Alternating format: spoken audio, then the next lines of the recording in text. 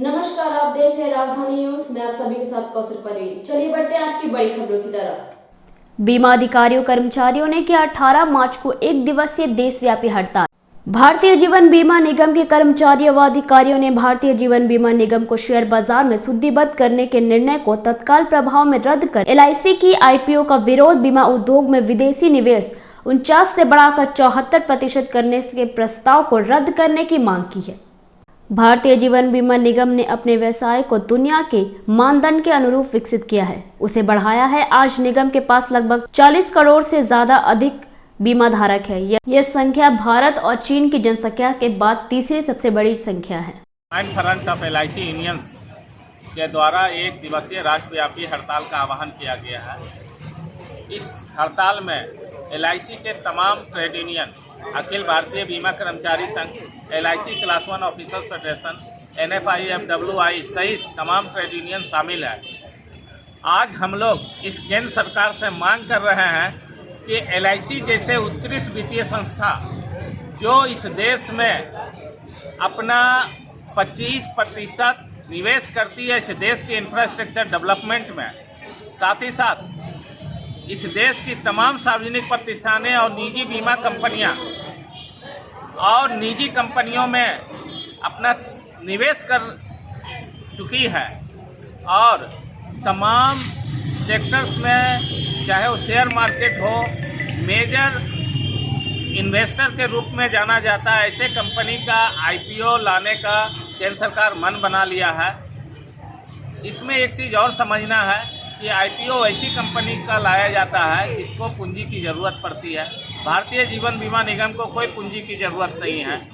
अभी भारतीय रेल में 1,50,000 करोड़ का LIC ने निवेश किया। IDBI बैंक को बचाने के लिए 72,000 करोड़ रुपया का निवेश किया। ऐसे सुदृढ़ आर्थिक वित्तीय संस्था का अगर IPO लाया जाता है तो निश्चित रूप से ये देश के लिए घातक है, आम जनता के लिए ये हानिकारक है, क्योंकि हम सभी जानते हैं कि LIC में आम जनता के पैसा को संग्रह करके इस देश के आर्थिक विकास में वो सारा रुपया लगता है।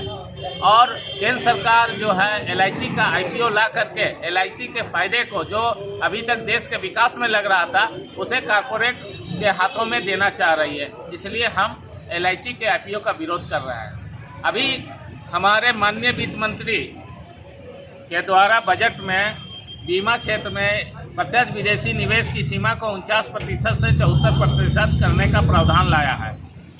हम इसका विरोध इसलिए कर रहे हैं कि जब इंश्योरेंस सेक्टर में FDI की सीमा 49% थी, उस समय भी फॉरेन इन्वेस्टमेंट मात्र 35% ही हुआ था। तो ऐसे में 74% FDI की सीमा को करना कोई उचित नहीं है।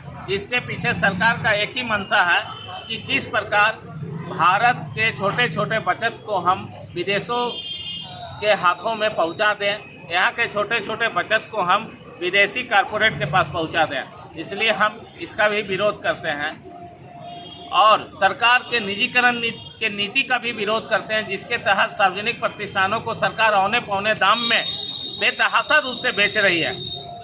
बैंकिंग सेक्टर की बात हो, इंश्योरेंस सेक्टर की बात हो, सिविल एविएशन की बात हो, सेल, भेल, भारत पेट्रोलियम, कोल इंडिया लिमिटेड, तमाम जितना भी नाम सामने आता है सबको ये सरकार बेच रही है। इतना ही नहीं, इस देश का जो लाइफलाइन है इंडियन रेलवे, उसे भी सरकार ने बेचने का मन बना लिया है और बेचना प्रारंभ कर दिया है। इसलिए हम सरकार के निजीकरण नीति का भी खिलाफ करते हैं। हमारे चैनल को लाइक और सब्सक्राइब करना ना भूलें। आज के लिए बस इतना ही। कल फिर मुलाकात होगी कुछ नए और खास खबरों के साथ। तब तक के लिए हमें दीजिए इजाजत। नमस्कार।